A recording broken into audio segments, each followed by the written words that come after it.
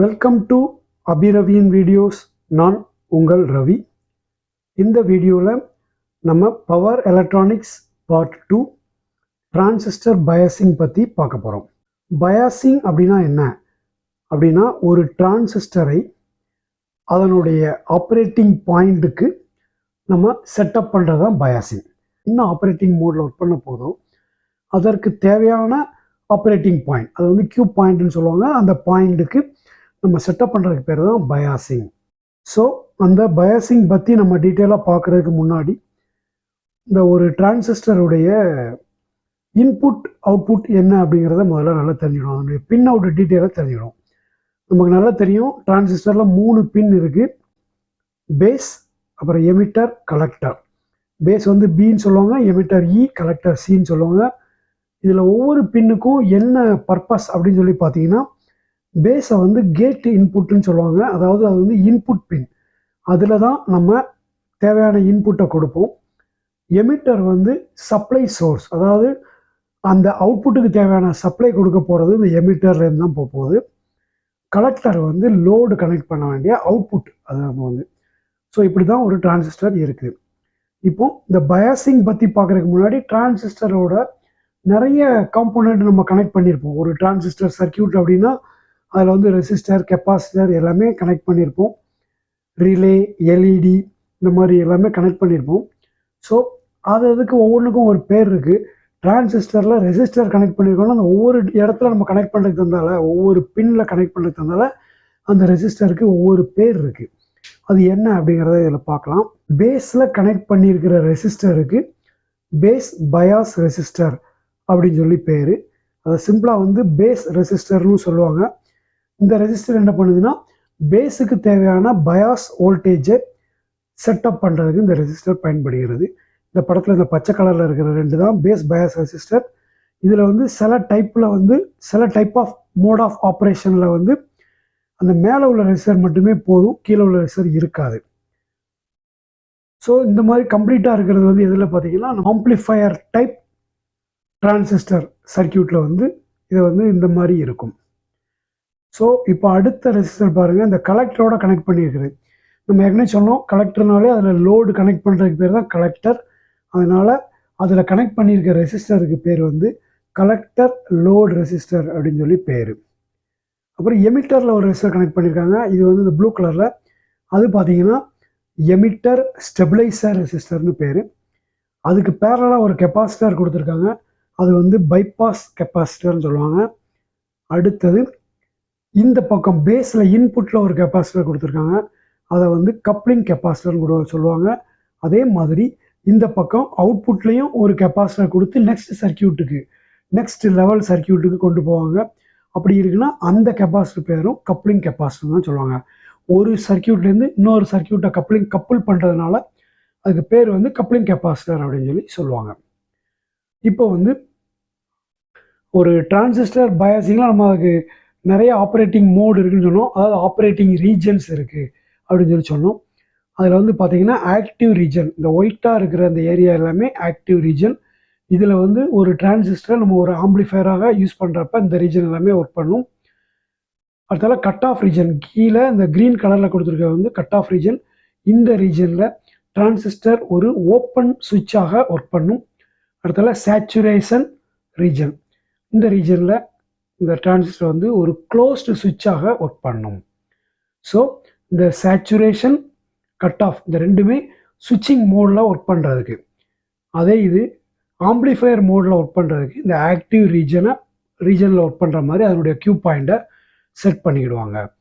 இப்போது அந்த transistor biasing வந்து பேஸ் பயாசிங் பார்ப்போம். இப்போ எப்படின்னா, நம்ம ஒரு சுவிட்ச் மோடில் அந்த டிரான்சிஸ்டர் ஒர்க் பண்ணுறப்ப அவுட்புட்டில் பாருங்கள், இதில் வந்து ஒரு ரிலே கனெக்ட் பண்ணியிருக்காங்க. அந்த ரிலேக்கு பேரலாக ஒரு ரிவர்ஸ் ப்ரொடெக்ஷனுக்காக ஒரு டயோடு கொடுத்துருக்காங்க. ஸோ இந்த மாதிரி கொடுத்துருக்கிறப்ப ஜஸ்ட் இந்த டிரான்சிஸ்டர் வந்து ஒரு சுவிட்ச் மாதிரி ஒர்க் பண்ண போகுது. அந்த ரிலேக்கு மேலே வந்து +12 வோல்ட் அப்படி கொடுத்தாங்க, கீழே கிரவுண்டு வந்து இந்த டிரான்சிஸ்டர் வழியாக போகுது. ஸோ அந்த டிரான்சிஸ்டர் என்கிற சுவிட்ச் எப்போ ஆன் ஆகுதோ அப்போ அந்த கிரவுண்ட் வந்து இந்த ரிலே கிடைக்கும், அந்த ரிலே ஆன் ஆகும். அந்த ரிலேயில் கனெக்ட் பண்ணியிருக்கிற சர்க்கியூட்ஸ் எல்லாமே ஆன் ஆகும் அல்லது ஒர்க் பண்ணும். ஸோ இப்போ இது வந்து ஒரு சுவிட்சிங் மோடில் ஒர்க் பண்ணுறதுக்கு இந்த மாதிரி சர்க்கியூட்டை யூஸ் பண்ணுவாங்க. இதில் வந்து பேஸில் இன்புட் கொடுக்கறதுக்கு இன்புட் என்னென்னா ஜஸ்ட் வோல்டேஜ் அவ்வளோதான். அந்த வோல்டேஜ் கொடுத்தா அந்த பேஸ் வழியாக போகக்கூடிய ஃபார்வர்டு கரண்ட் வரும். அந்த டிரான்சிஸ்டர் வந்து ஃபார்வர்ட் பயாஸ் ஆகும். பேஸ் எமிட்டருக்கு மத்தியில் அப்படி ஃபார்வர்ட் பயாஸ் ஆகிறப்ப எமிட்டர் கலெக்டரும் க்ளோஸ் ஆகி அதன் வழியாக கிரவுண்டு வந்து இந்த 12 வோல்ட் ரிலேக்கு கிடைக்கும்.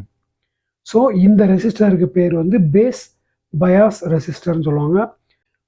அதனுடைய வேல்யூவை எப்படி நம்ம முடிவு பண்ணலாம் அப்படிங்கிறதுக்கு ஒரு ஃபார்முலா இருக்குது.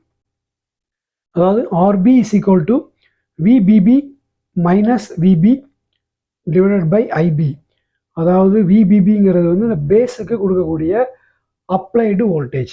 இந்த சர்க்கியூட்டை பொறுத்த வரைக்கும் அந்த அப்ளைடு வோல்டேஜ் வந்து 5 வோல்ட் பாசிட்டிவ் இருக்குது. இதே சமயத்தில் இதே சர்க்கியூட்டில் பாருங்கள் ரிலே 12 வோல்ட்டில் இருக்குது. ஸோ 2 டிஃப்ரெண்ட் வோல்டேஜில் ஆப்ரேட் பண்ணலாங்கிறத காமிக்கிறதுக்காக தான் நம்ம அப்படி கொடுத்துருக்கோம். இந்த 5 வோல்ட்டுக்கு பதிலாக இதில் 12 வோல்ட்டும் கூட கொடுக்கலாம். ஸோ இதில் 12 வோல்ட்டு கொடுத்தாலும் அதற்கு தந்தாலும் இதனுடைய வேல்யூவை செட் பண்ண வேண்டி இருக்கும். இப்போ இந்த ஃபார்முலாவில் பாருங்கள், அப்ளைடு வோல்டேஜ் VBB மைனஸ் அந்த பேஸ் வோல்டேஜ், இந்த பேஸுக்கு இந்த டிரான்சிஸ்டருடைய பேஸ் வோல்டேஜுங்கிறது என்ன சொல்லுவாங்கன்னா VBEன்னு சொல்லுவாங்க. அந்த பேஸுக்கும் எமிட்டருக்கும் நடுவில் உள்ள வோல்டேஜ். பொதுவாக சிலிக்கான் டிரான்சிஸ்டர் தான் இப்போ அதிகமாக பயன்பாட்டில் இருக்குது. சிலிக்கான் டிரான்சிஸ்டருடைய ஃபார்வர்டு பயாஸ் வோல்டேஜ் வந்து 0.7.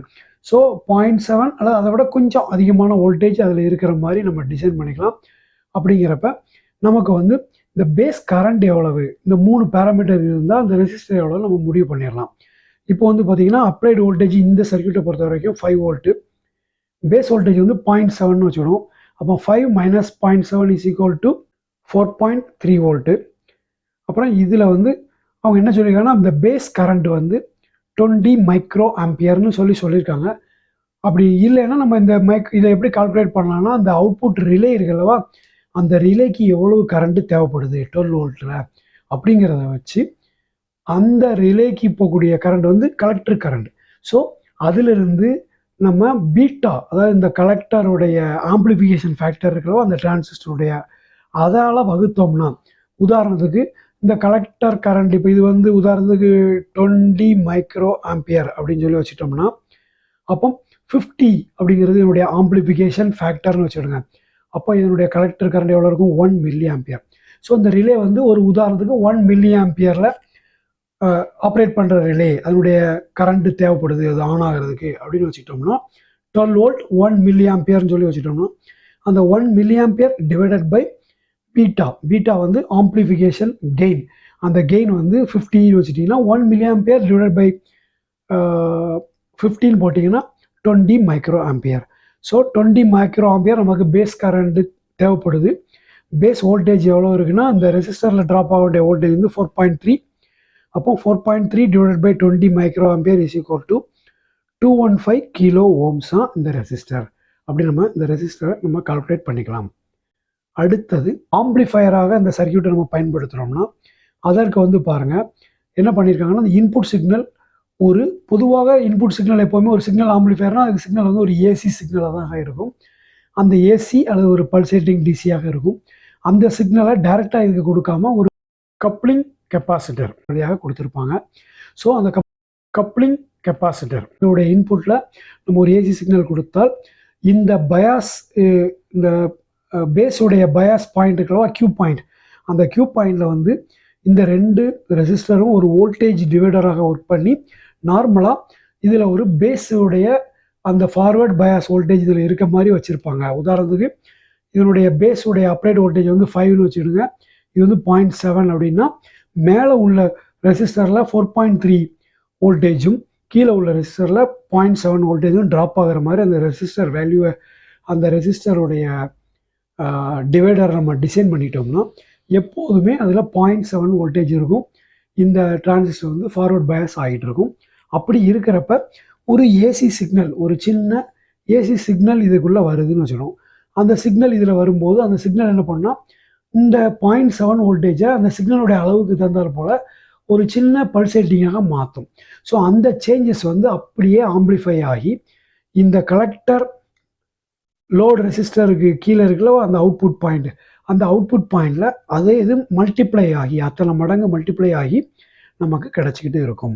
இப்போ கலெக்டர் ரெசிஸ்டன்ஸ் எவ்வளோ இருக்கும் அப்படின்னு சொல்லி நம்ம பார்க்கணும். அப்படின்னு பார்த்தீங்கன்னா அதற்கு வந்து ஃபார்முலா வந்து என்ன பண்ணுறாங்கன்னா, அந்த கலெக்டர் ரெசிஸ்டர்களவா அது வந்து விஆர்சி, அது வோல்டேஜ் ஆர்சி, அந்த கலெக்டர் ரெசிஸ்டரில் ட்ராப் ஆக வேண்டிய வோல்டேஜ் எவ்வளோ இருக்கணும்னா அதனுடைய ரெசிஸ்டர் வேல்யூவும் அதில் போக வேண்டிய கலெக்டர் கரண்ட் அந்த ரெண்டையும் மல்டிப்ளை பண்ணால் இருக்கும். ஸோ அந்த விசி இஸ் ஈக்குவல் டு எவ்வளோன்னா இந்த கலெக்டர் வோல்டேஜ், அதாவது எமிட்டருக்கும் கலெக்டருக்கும் இடையில உள்ள வோல்டேஜ் எவ்வளோ இருக்கணும்னா விசிசி அப்ளைடு வோல்டேஜுக்கும் இந்த கலெக்டர் ரெசிஸ்டரில் வரக்கூடிய அந்த லோடு ரெசிஸ்டரில் ட்ராப் ஆக வேண்டிய வோல்டேஜை கழிச்சா கிடைக்கிறதா இந்த வோல்டேஜ்.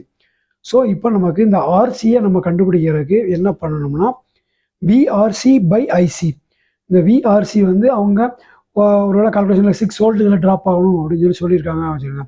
அப்போ 6 வோல்ட்டு அதில் போக வேண்டிய கலெக்டர் கரண்ட் வந்து 2 மில்லி ஆம்பியர்னு வச்சுட்டிங்கன்னா 3 கிலோ ஓம் ரெசிஸ்டர் இந்த கலெக்டர் லோடு ரெசிஸ்டராக நம்ம டிசைன் பண்ண வேண்டியிருக்கும். இப்படி தான் ஒரு கலெக்டர் லோடு ரெசிஸ்டரை டிசைன் பண்ணுறாங்க. அடுத்தது இந்த எமிட்டர் ஸ்டெபிளைசர் ரெசிஸ்டர். இந்த எமிட்டர் ஸ்டெபிளைசர் ரெசிஸ்டர் என்ன பண்ணும்னா எதற்காக அப்படின்னு சொல்லி சொன்னீங்கன்னா, இந்த ஒரு காமன் பொதுவாக நம்ம அதை எதில் ப்ரொவைட் பண்ணியிருப்போம்னா காமன் எமிட்டர் ஆம்பிளிஃபயரில் அதை நம்ம ப்ரொவைட் பண்ணியிருப்போம். ஸோ அது என்ன பண்ணுதுன்னா ஸ்டெபிளைசேஷன் ஆஃப் ஆப்ரேட்டிங் பாயிண்ட், அந்த கியூ பாயிண்ட் ஆப்ரேட்டிங் பாயிண்ட்டை ஸ்டெபிளைஸ் பண்ணுறதுக்கு பயன்படுத்தப்படுகிறது. அது கொடுக்குற அந்த நெகட்டிவ் ஃபீட்பேக் வந்து என்ன பண்ணுதுன்னா அந்த ஆம்பிளிஃபயருடைய கெயினை ஸ்டெபிளைஸ் பண்ணுறதுக்கு பயன்படுத்தப்படுகிறது. அந்த கரண்ட் கெயின் வேரியேஷனுக்கு லெஸ் சென்சிட்டிவாக இருக்கிறது. அடுத்தால தெர்மல் ஸ்டெபிலிட்டி, டெம்பரேச்சர் இன்க்ரீஸ் ஆகிறப்ப டிரான்சிஸ்டருடைய கரண்ட் இன்க்ரீஸ் ஆகும். அதன் மூலமாக பேஸ் கரண்ட்டும் இன்க்ரீஸ் ஆகிறதுக்கு வாய்ப்பு இருக்குது. இதை தெர்மல் ரன் அவுட்டுன்னு சொல்லுவாங்க. பேஸ் கரண்ட் இன்க்ரீஸ் ஆகிறப்ப கலெக்டர் கரண்ட்டும் இன்க்ரீஸ் ஆகும். ஸோ அந்த பேஸ் கரண்ட்டை கண்ட்ரோல் பண்ணுறதுக்கு இந்த ரெசிஸ்டர் வந்து பயன்படுத்தப்படுகிறது. அடுத்தால பயாசிங்லேயும் இந்த ரெசிஸ்டர் வந்து பயாசிங் நெட்வொர்க்குடைய ஒரு பார்ட்டாக பயன்படுத்தப்படுகிறது. இப்போ இதில் பார்த்தீங்கன்னா என்ன பண்ணியிருக்கோம்னா ஒரு எமிட்டர் ஸ்டெபிளைசர் ரெசிஸ்டரை எப்படி கால்குலேட் பண்ணலாம் அப்படிங்கிறதுக்கு பாருங்கள். அந்த எமிட்டர் ரெசிஸ்டரில் எவ்வளவு வோல்டேஜ் இருக்கணும் அப்படின்னு பார்த்தீங்கன்னா அந்த எமிட்டர் ரெசிஸ்டருடைய அது வழியாக போகக்கூடிய எமிட்டர் கரண்ட்டும் அந்த ரெசிஸ்டருடைய வேல்யூவும் சேர்ந்தது தான். அந்த எமிட்டர் வேல்யூ வந்து 1 மில்லி ஆம்பியர்னு வச்சுடுங்க. நம்ம ஒரு ரெசிஸ்டர் ப்ரொவைட் பண்ணியிருக்கோம், அது வந்து 1 கிலோ ஓம்னு வச்சுருங்க. அப்போ அந்த எமிட்டரில் 1 வோல்ட் ட்ராப் ஆகும். ஸோ இதில் 1 வோல்ட் ட்ராப் ஆகும். அந்த டிரான்சிஸ்டருடைய ஃபார்வர்ட் பயாஸ் வோல்டேஜ் வந்து 0.7. அப்போ இந்த பேஸில் இந்த ரெசிஸ்டர் இருக்கிற சர்க்கியூட்டுகளில் இந்த பேஸில் கொடுக்க வேண்டிய அந்த வோல்டேஜ் டிவைடருடைய வேல்யூ எவ்வளோ இருக்கணும்னா கீழே உள்ள ரெசிஸ்டர் 1.7 வோல்டேஜ், அதாவது எமிட்டருடைய வேல்யூ 1, அப்புறம் அந்த டிரான்சிஸ்டருடைய forward bias 0.7. So total 1.7 voltage அதில் ட்ராப் ஆகுற மாதிரி அந்த வோல்டேஜ் டிவைடர் ரெசிஸ்டர்ஸை நம்ம ப்ரொவைட் பண்ணிக்கணும். ஸோ அடுத்தது இந்த டிரான்சிஸ்டரில் வந்து நம்ம 2 முக்கியமான கெயின் பற்றி பார்த்தோம். ஒன்று வந்து ஆல்ஃபா, போன வீடியோவிலே நம்ம பார்த்தோம். ஒன்று வந்து ஆல்ஃபா, இன்னொன்று வந்து பீட்டா. ரெண்டுமே அதனுடைய கரண்ட் கெயின் தான். ஆல்ஃபா வந்து எங்கே யூஸ் பண்ணுறாங்கன்னா இந்த சர்க்கியூட்டில் பாருங்கள், ஒரு காமன் பேஸ் சர்க்கியூட். அந்த டிரான்சிஸ்டருடைய கான்ஃபிகுரேஷன் ஒரு காமன் பேஸ் சர்க்கியூட்டாக நம்ம கான்ஃபிகர் பண்ணியிருக்கிறப்ப எமிட்டர் இன்புட்டு கலெக்டர் அவுட்புட்டு, அதனால தான் கலெக்டர் வோல்டேஜுக்கும் அது கலெக்டர் கரண்ட்டுக்கும் ஐசி டிவைடட் பை ஐஇ அப்படிங்கிறது தான் ஆல்ஃபா. ஸோ அந்த அவுட்புட் டிவைடட் பை இன்புட்டுங்கிறது தான் ஆம்பிளிஃபிகேஷன் ஃபேக்டர். ஸோ அதை கண்டுபிடிக்கிறதுக்கு ஆல்ஃபாங்கிறத பயன்படுத்துவாங்க காமன் பேஸ் சர்க்கியூட்டில். சரி, காமன் எமிட்டர் சர்க்கியூட்டில் எதை பயன்படுத்துவாங்க கரண்ட் கெயினை கண்டுபிடிக்கிறதுன்னு பார்த்தீங்கன்னா பீட்டாங்கிறத பயன்படுத்துவாங்க. பீட்டாங்கிறத பார்த்தீங்கன்னா காமன் எமிட்டரில் பாருங்கள், பேஸ் கரண்ட் வந்து இன்புட்டு, கலெக்டர் கரண்ட் வந்து output. So output by input தான் ஆம்பிளிஃபிகேஷன் ஃபேக்டர். அப்போ வந்து அதற்கு வந்து இந்த காமன் எமிட்டர் சர்க்கியூட்டில் பீட்டாங்கிற வேல்யூ, அந்த டிரான்சிஸ்டருடைய பீட்டா வேல்யூ எது, அதை வச்சு அது எவ்வளோ ஆம்பிளிஃபை பண்ணும் அப்படிங்கிறத வச்சு அந்த டிரான்சிஸ்டரை டிசைன் பண்ணுவாங்க. இது வரைக்கும் இந்த வீடியோவில் நம்ம ஒரு டிரான்சிஸ்டர், அதாவது ஒரு பைபோலார் ஜங்ஷன் டிரான்சிஸ்டரை எப்படி பயாஸ் பண்ணலாம், அதில் எப்படி அந்த ரெசிஸ்டர் வேல்யூலாம் கால்குலேட் பண்ணலாங்கிறத பற்றி டீட்டெயிலாக பார்த்தோம். இந்த வீடியோ உங்களுக்கு பிடிச்சிருந்தா மறக்காமல் லைக் பண்ணுங்கள், ஷேர் பண்ணுங்கள், கமெண்ட் பண்ணுங்கள். எங்கள் சேனலை இது வரைக்கும் நீங்கள் சப்ஸ்கிரைப் பண்ணிக்கலன்னா மறக்காமல் சப்ஸ்கிரைப் பண்ணிவிடுங்க. தேங்க்யூ ஃபார் வாட்சிங் அபி ரவியின் வீடியோஸ். Thank you very much.